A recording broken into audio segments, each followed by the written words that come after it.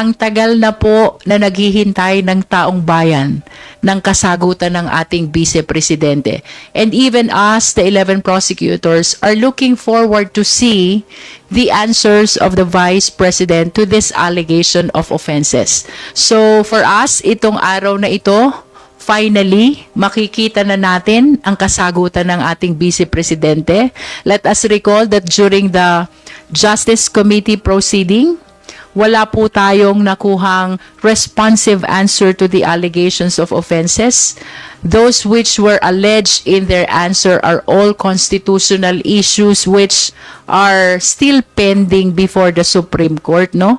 Ang gusto po sana namin, which I believe ito rin ang inaasahan ng taong bayan, yung mismong kasagutan sa usapin ng threat, kasagutan sa usapin ng misuse of confidential fund, kasagutan dito sa usapin ng unexplained wealth and non-disclosure to SALN, at yung kasagutan din sa usapin ng bribery.